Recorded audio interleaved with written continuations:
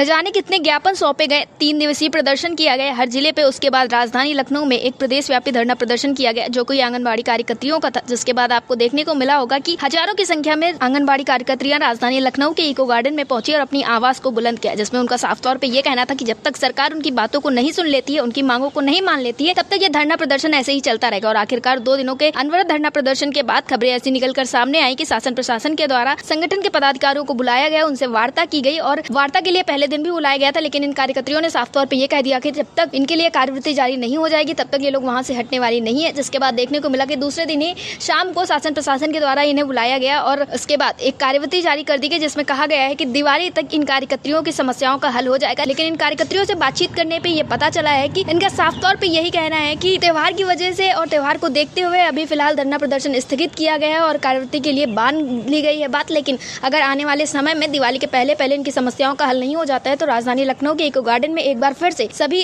कार्यकर्तियां पहुंचेंगी और इससे भी ज्यादा जोरदार प्रदर्शन किया जाएगा और तब तक नहीं उठेंगी जब तक कि इनकी समस्याओं का पूरी तरह से हल नहीं हो पाता है। इस विषय पर अटल टीवी की टीम ने बातचीत की आंगनबाड़ी कार्यकर्ती सरिता सिंह से। उन्होंने क्या कुछ कहा है आप भी सुनिए। सरिता जी, आपका हमारे चैनल अटल टीवी पे बहुत बहुत स्वागत है।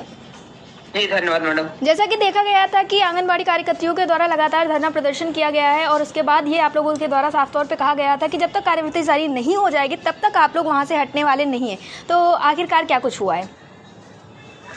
जी, हम लोगों की वार्ता हो गई।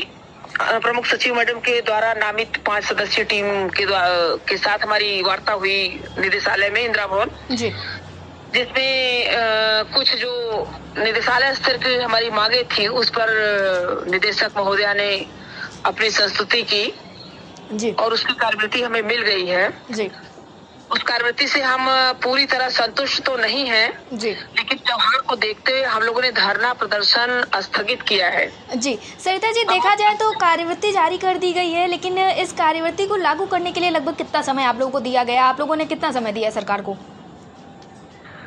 हम लोगों ने दीपावली तक का समय दिया है कि अगर दीपावली तक हमारी मांगे नहीं पूरी होती, हमारी मांगों पर विचार करके कुछ ठोस निर्णय नहीं आता जी, तो दीपावली के बाद फिर हम धरना प्रदर्शन पर आ जाएंगे लखनऊ पुनः। जी।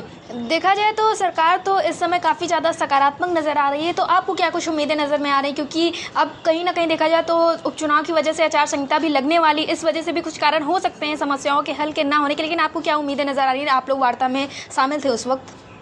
वार्ता से लगा कि सरकार हमारे प्रति भी सरकार की सकारात्मक सोच है, कुछ न कुछ दीपावली तक खुशखबरी मिलेगी।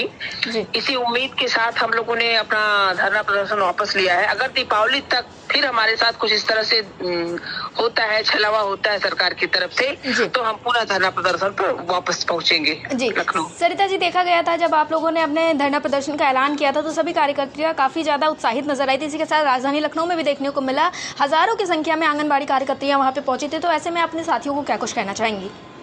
जी, मैं अपने साथियों से यही कहना चाहूंगी कि वो अपना धैर्य बनाए रखें, अपनी उम्मीद ना छोड़ें।